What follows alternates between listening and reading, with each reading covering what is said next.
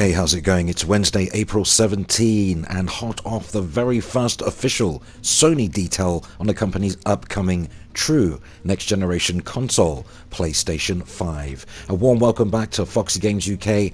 I'm Fox, your reliable source of aggregated video game news, speculation, and rampant rumour. Now, in today's video, I think it's safe to say Sony hijacked yesterday, and nobody had a hope in hell of matching the explosive news that permeated throughout the internet. So yesterday, Sony went into full-on random mode, revealing official PlayStation 5 details via an interview with tech news outlet Wired.com, and I literally shared that article verbatim and offered up a very brief opinion in between segments and at the tail end of the video. And for some of you, that wasn't enough, understandably. Now, despite the fact that for over 18 months I've been banging the PlayStation 5 drum, so to me it felt like I'd be repeating myself, and to be quite honest with you, I wasn't prepared for yesterday's explosive news. So I treated yesterday's video pretty much as validation or confirmation of the details I had previously shared across multiple videos. I also wanted to verify, or at least fill in some blanks, and to understand why Sony chose this, and I have to say, passively casual first reveal of details. And I'm pleased to say I have some answers for you, though I have to tell you my sources were just as surprised as we all were, since they are not privy to information regarding PR, scheduled interviews, that type of thing. They are software and hardware engineers, so it makes sense, I guess. Totally different departments of the PlayStation division. And with that, we have our first glimpse of the future and possibilities of PlayStation 5. So I've been pretty relentless over the past 18 months or so covering PlayStation 5 details, so most of you will already have known about a lot of what Mark Cerny had discussed in the PlayStation 5 Wired.com interview. Now, I'm told there are many other outlets lining up for an on-the-record sit-down with the PlayStation 4 and 5 lead system architect, Mark Cerny, so there's certainly more PS5 details to digest over the coming weeks, that's for sure. Now, here's a brief recap in what we can expect from Sony's next-gen PlayStation. I've taken liberty to fill in some of the blanks on information I already knew and information that has just been revealed to me. So, AMD CPU 8-core, that's an AMD Ryzen based on a 7nm Zen 2, running at around 3.3 GHz, we've already detailed that, and an AMD GPU Radeon Navi based, roughly 10 to 12 T-flops of raw compute power. I had previously reported that PS5's GPU power is around 11.6 T-flops, give or take, on either side of the equation. This AMD Navi part is a mixture of Navi 10 and Navi 12 technologies, with its overall power sitting somewhere between Vega 56 and Vega 64's range, though with PlayStation 5 specific bespoke optimized performance. Some of you may recall, and I appreciate it was last year, but I also mentioned Sony will use a mixture of architectures for PlayStation 5, much like PS4 Pro uses Polaris and Vega technologies. Expect similar results with PlayStation 5, though Navi and some other as yet unavailable technology or unrevealed. PS5 is built to fully capitalize on AMD's ray tracing technology. Again, many of you would have already known this, since we discussed ray tracing over a number of videos for several months now. PlayStation 5 supports a number of resolutions, including full HD, 2K, 4K, 6K, and even up to 8K resolutions, though highly likely not natively 8K. Looks like Gran Turismo, the 8K demo with ray tracing, was a real indication that Sony were really taking the PlayStation to the next level. And then you've got full PlayStation 4 backwards compatibility, something I promised in a video over 1 year ago, though you'd expect it because it's using the same architecture, and PS1 to PS3 to be confirmed. Now, the PS5 fully supports physical media, that's Ultra HD, Blu-ray, etc., which is nice, and 3D audio with spatial awareness. You can experience this effect through a regular stereo TV set, but is best experienced using headphones, something Mark Cerny referred to as the gold standard. And then you've got the SSD drive enabled, really allowing lightning fast load times. In some cases, load times are reduced to just over 0.5 seconds to be precise. Marvel's Spider-Man loads 19 times faster on PS5 than on PS4 Pro.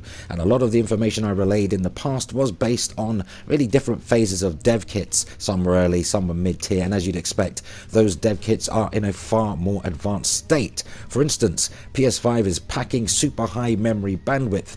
Early dev kits were capped at around 400 plus gigabits per second, as I reported some time ago, but it looks like Sony are pushing for way beyond that, 600 plus gigabytes per second memory bandwidth, in an attempt to exceed what is available even in today's PC space.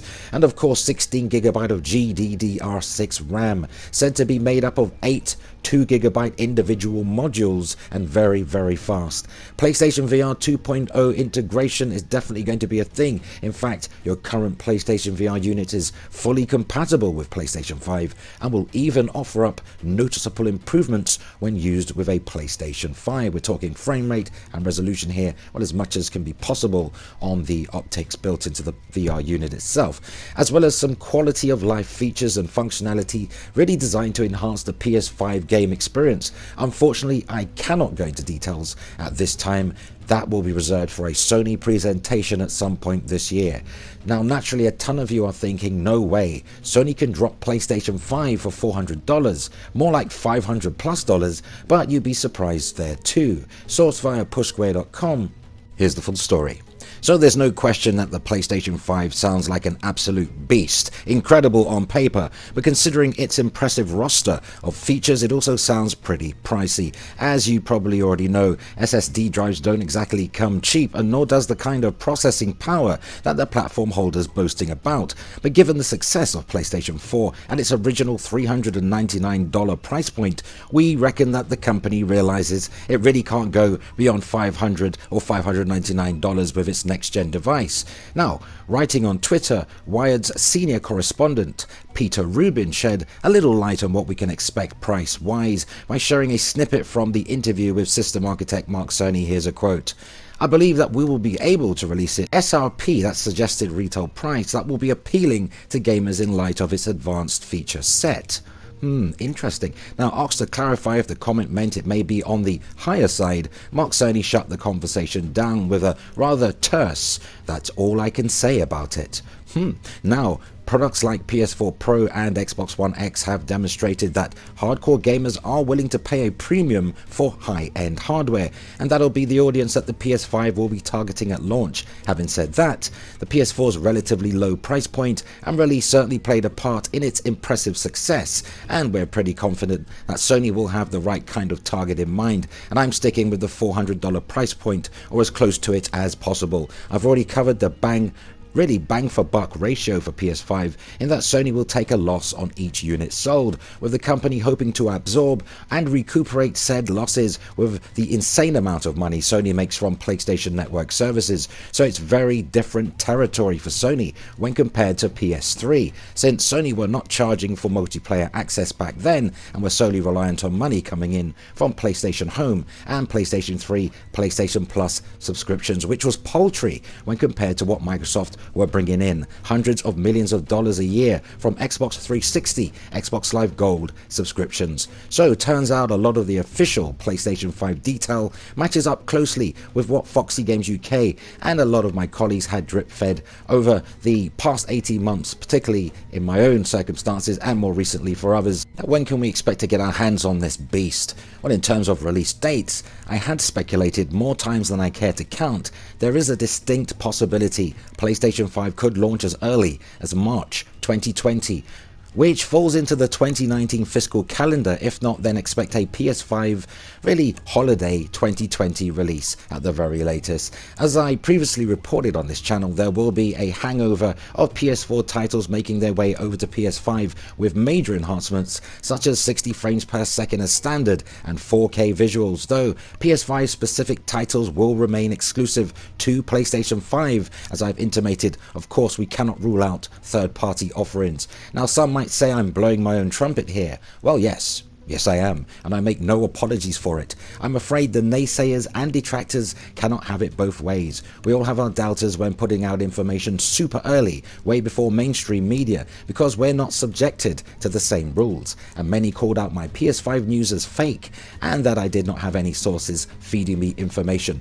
So, yet when I have said what I've said, and it's proven to really have validity. None of these people will admit they were wrong. None of these people can be found. It's like they've been put in a witness protection program. Totally off the grid. As usual, those who didn't know their arse from their elbow are suspiciously silent. So yeah, I feel a little vindicated right now, and that is my entitlement. So, putting the trumpet down, I'll now play the violin. I'd like to thank my sources for keeping it real with me all the way back to PlayStation 4 Neo, aka PS4 Pro, and for more recent PlayStation 5 details and info. And a huge thank you to those who have followed this channel religiously and kept faith in the information that I've shared. Quite candidly, you're the reason why I even do this. So I do suspect when PS5 Pro or PlayStation 6 or whatever new technology comes out from Sony and information comes my way in the future, fingers crossed, I'll probably experience the same nonsense all over again by Johnny-come-lately gamers who have been involved in the gaming scene since the PS4's launch. In other words, people who know absolutely nothing. Comes with the territory, I guess, but don't just take my word for it. Go check out the numerous PS5 videos uploaded and archived on this channel since late 2017, early 2018. I think you'll be pleasantly surprised by what you find.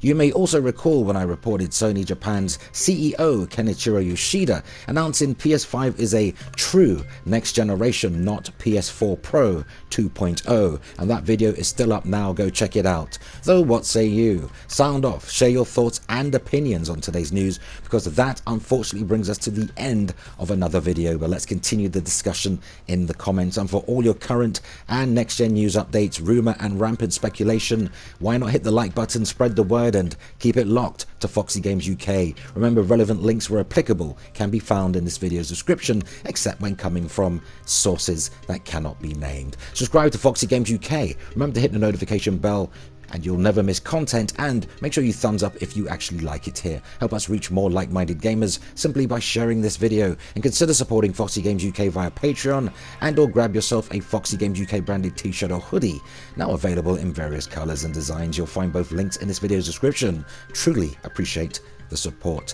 And that concludes our time together today. There's plenty more PS5 news to come, and it was certainly great hanging out. But until the next video, remember, play games, not corporations.